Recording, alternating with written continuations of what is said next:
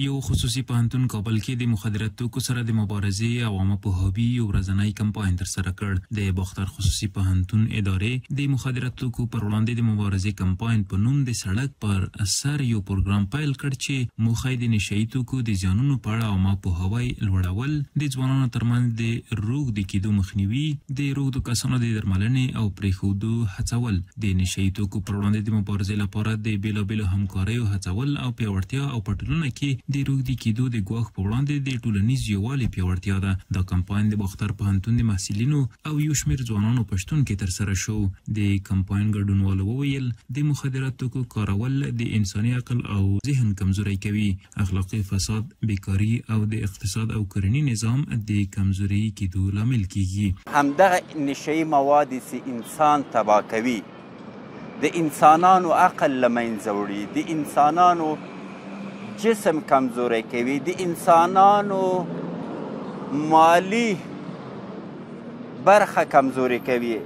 همدارنګه همدغه نشهیي مواد چې اخلاقي فساد په جامعه کې خپروي. نو په همدې خاطر باندې نن مونږ د باختر پوهنتون لخوا نه غواړو چې خپلو وطنوالو ته دغه پیغام ورسوو چې نور به په خپله جامعه کې دغه مواد ختموو او د پای ټکی به ورته ږدو.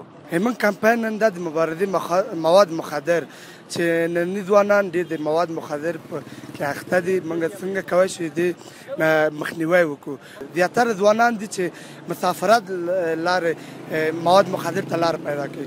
خو موږ غواړو چې موږ جامعه د دې فساد نه او د دې مواد مخدر نه پاک شي. با در نظر داشت مسئولیت‌های علمی، اجتماعی و دینی خود کمپاین را تحت نام مبارزه علیه مواد مخدر راه اندازی کند تا از یک طرف انسجام و تقویت اجتماعی به منظور مبارزه علیه این پدیده شوم در جامعه به میان بیاید، از سوی دیگر سطح آگاهی و معلومات شهروندان در رابطه با اضرار مواد مخدر افزایش پیدا کند و از جانب دیگر یک انگیزه منسجم اجتماعی در میان جوانان، محصلان و شهروندان جامعه به وجود بیارد که همه دست به دست هم بتیم تا جامعه را از اضرار این پدیده شوم و خطرناک نجات دهیم تا زمینه اعتیاد جوانان به این موضوع مساعد نگردد. د دغه پوهنتون مسؤلینو ویل بېسوادي د مخدرات توکو د زیانونو په اړه ناپوهي، مجبوریت، فقر او بد ملګري د مخدرات توکو د روږدي کېدو لاملونه دي. بېسوادي، بېخبري، مجبوریت، فقر، رفیق بدبخت انسان را به اینمی عمل اغوشته می‌سازد. همدارنګه د پوهنتون استادانو ویل چې مخدرات توکي په ټولنه کې فقر، مهاجرت، بیکاري، ټولنیزې ستونزې او نور جرمونه زیاتوي. مواد مخدر باعث افزایش فقر، مهاجرت، بیکاری، ناملایمات اجتماعی و سایر جرایم اجتماعی می شود.